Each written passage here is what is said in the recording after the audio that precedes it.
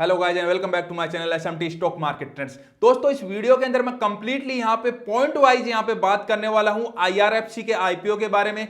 क्या क्या पॉइंट अपन डिस्कस करने वाले हैं सबसे पहले अपन देख लेते हैं। सबसे पहले अपन इसका जो आईआरएफसी है उसका वर्क स्ट्रक्चर क्या है, ये क्या काम करती है, उसके बारे में बात करने वाले हैं। उसके बाद में अपन बात करेंगे इसके फाइनेंशियल्स के ऊपर। उसके बाद में इसके अंदर कौन सी रिस्क एसोसिएटेड हैं और कौन से इसके अंदर प्री बेनिफिट आपको मिल रहे हैं वो आगे अपन बात करेंगे। उसके बाद में अपन इसकी इंपॉर्टेंट डेट्स के ऊपर नजर डालेंगे और लास्ट में अपन कंक्लूजन के ऊपर आएंगे कि क्या आपको इसके अंदर क्या डिसाइड करना चाहिए। तो दोस्तों वीडियो को शुरू करने से पहले आपको बता दूं, आपने इस चैनल को सब्सक्राइब नहीं किया है तो चैनल को सब्सक्राइब कर लीजिए और नीचे टेलीग्राम चैनल की लिंक है, टेलीग्राम चैनल को ज्वाइन कर लीजिए। नए नए अपडेट जो है वो आपको वहां पे मिलते रहेंगे। दोस्तों वीडियो को शुरू करता हूं। वीडियो के अंदर सबसे पहले अपन बात करते हैं आईआरएफसी जो है इंडियन रेलवे फाइनेंस कॉर्पोरेशन क्या काम करती है। तो बेसिकली जो आईआरएफसी है उसका काम है यहां पे इंडियन रेलवे को फाइनेंस के अंदर जो उसको जो सामान चाहिए, जैसे कि रेलवे की कोई बोगी चाहिए तो यहां पे बोगी की डिमांड करेगा इंडियन रेलवे जो है आईआरएफसी से डिमांड करेगा, इंडियन गवर्नमेंट से और मिनिस्ट्री ऑफ रेलवे से डायरेक्टली डिमांड नहीं कर सकता। यहां पे जो आईआरएफसी है वो यहां पे इनको प्रोवाइड करता है जो चीजें उनको चाहिए, जो इंडियन रेलवे को चीजें चाहिए उसके बदले में जो है यहां पे लीज प्रॉपर्टी है वो इंडियन रेलवे उसको आईआरएफसी को देता है। अब सवाल ये खड़ा होता है कि आईआरएफसी फंड कहां से लाती है। तो आईआरएफसी फंड लेती है यहां पे लेंडर्स से, बाकी जो मार्केट के अंदर दूसरे लेंडर्स हैं उनसे आईआरएफसी यहां पे फंड जो है वो यहां पे जुटाती है और उस फंड का यहां पे यूज करती है जो इंडियन रेलवे है उसने जो चीजें मांगी है उसको खरीदने के लिए, और बाकी जो है उसके बदले में उसको मिलता है। मान लो किसी लेंडर ने 5% के हिसाब से जो है उसको आईआरएफसी को लोन दिया।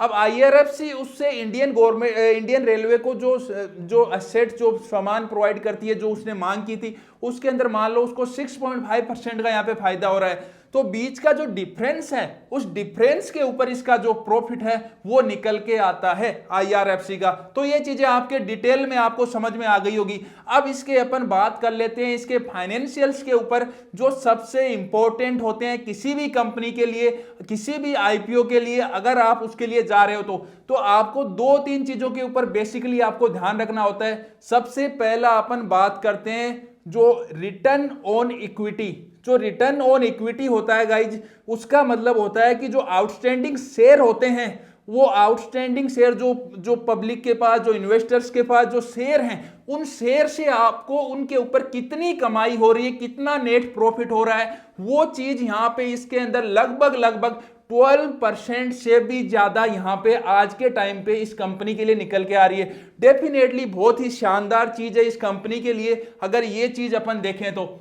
उसके बाद में मैं प्रॉफिट आफ्टर टैक्स यहां पे वो बेसिकली प्रॉफिट आफ्टर टैक्स के अंदर ही मिला के जो फॉर्मूला निकलता है तो वो आपको रेशो मैंने बता दिया। उसके बाद में अपन देखें इसका डेटा प्रॉफिट आफ्टर टैक्स का, तो आपको पता है जब से यहां पे एनडीए की गवर्नमेंट बनी है, एनडीए गवर्नमेंट का मेन जो फोकस रहा है वो ये रहा है कि जो पीएसयू और जो बाकी कंपनियां हैं, जो सरकारी कंपनियां हैं, उनको यहाँ पे थोड़ा सा जो है प्राइवेटाइजेशन के अंदर लाया जाए, पब्लिक का उसके अंदर हिस्सेदारी बढ़े और उससे जो है उनकी ग्रोथ है वो यहाँ पे मल्टीप्लाई हो। तो वही चीज इसके साथ हो रही है। तो इसके अंदर आप देखोगे जब से यहाँ पे गवर्नमेंट आई है तो इसके जो फाइनेंशियल और इसकी जो हिस्सेदारी है, जो फाइनेंस प्रोवाइड कर रही है, जो एसेट प्रोवाइड कर रही है रेलवे को, वो भी लगातार यहाँ पे पिछले सालों के अंदर काफी अच्छी खासी बढ़ी है।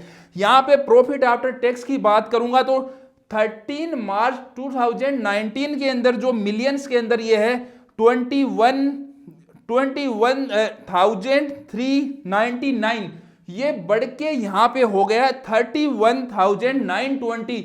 लगभग आप यहां पे इंक्रीमेंट का अंदाजा लगाओ तो बहुत ज्यादा बल्क में यहां पे इंक्रीमेंट 1 ईयर के अंदर इसके जो प्रॉफिट आफ्टर टैक्स है उसके अंदर हुआ है।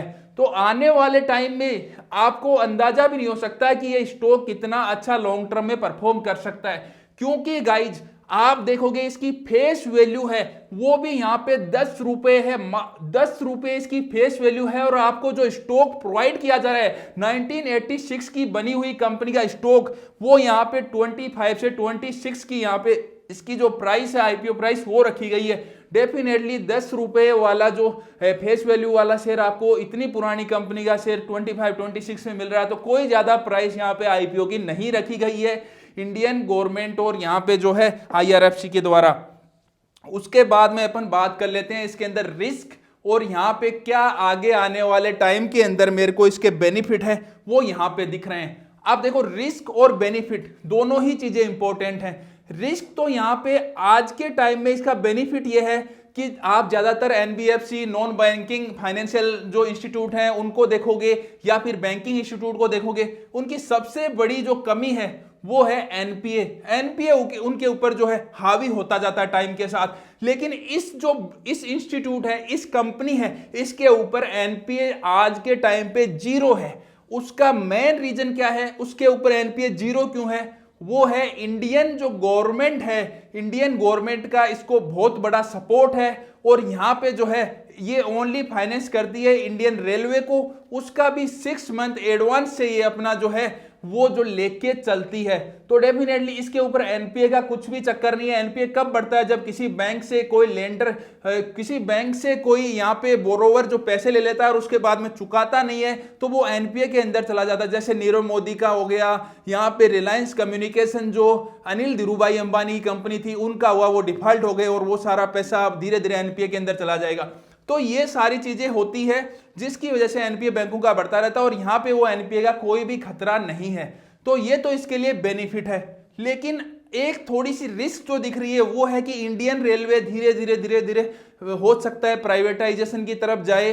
रेलवे का जो प्राइवेटाइजेशन है वो हो, तो उससे थोड़ा सा ये लगता है कि लॉन्ग टर्म के अंदर जो अगर प्राइवेटाइजेशन होगा तो प्लेयर भी जो है वो अपने हिसाब से जो फाइनेंशियल इंस्टीट्यूट हैं उनको यहाँ पे चूज कर सकते हैं किससे वो फाइनेंस लेना चाहते हैं। तो यहाँ पे इसका मोनोपोली बिजनेस है। आज के टाइम पे जो मोनोपोली बिजनेस है वो आगे के टाइम में 4, 5, 6 साल बाद में थोड़ा सा इफेक्ट हो सकता है, लेकिन अभी के टाइम के लिए कंप्लीटली इसका ये जो बिजनेस है, जो रेलवे को फाइनेंस करने वाला जो बिजनेस है, रेलवे के लिए जो बोगी और सारी चीजें यहाँ पे फाइनेंस पे खरीद के उसको देने वाला बिजनेस है, वो आज इसका मोनोपोली बिजनेस है जैसे कि आईआरसीटीसी का है। तो इसलिए आज के टाइम पे डेफिनेटली ये जो आईपीओ है ये काफी अट्रैक्टिव यहाँ पे फील यहाँ पे हो रहा है। उसके बाद में अपन बात करते हैं जो ये आईपीओ आने वाला है इसके रिस्क और बेनिफिट की अपने बात की। उसके बाद में इंपॉर्टेंट डेट की भी बात कर लेते हैं जो आपको ध्यान में रखनी चाहिए,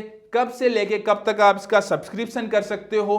तो यहाँ पे 18 जनवरी से लेके 20 जनवरी तक आप इसके लिए एप्लीकेशन दे सकते हो, मतलब कल से लेके 20 तक आप इसके लिए एप्लीकेशन अप्लाई आप कर सकते हो। लेकिन उसके अंदर आप जो है अगर उसके अंदर मल्टीपल अकाउंट से आप इसके अंदर अप्लाई करोगे तो आपके जो चांसेस हैं, अलॉटमेंट के चांसेस हैं, वो यहाँ पे बढ़ जाएंगे।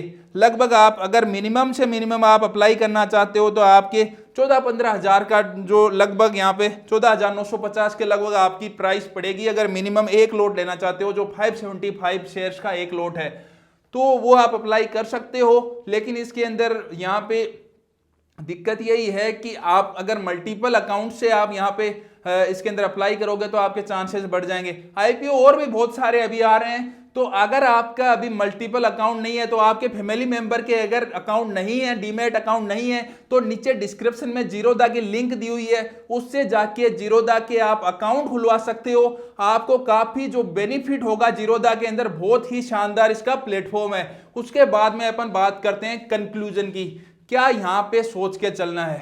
तो गाइज अब देखो अपनी स्ट्रेटेजी ये रहेगी, कल आप ये देख सकते हो एंकर इन्वेस्टर्स ने जुटा लिए हैं। उसके बाद में दूसरी जो चीज है जो अपन को ध्यान में रखनी है वो यहाँ पे ये है कि आगे कुछ टाइम के लिए कल शाम तक आप वेट कर सकते हो, कितना रिस्पॉन्स आता है, एक लोट आप अप्लाई कर सकते हो, उसके बाद में वेट कर सकते हो।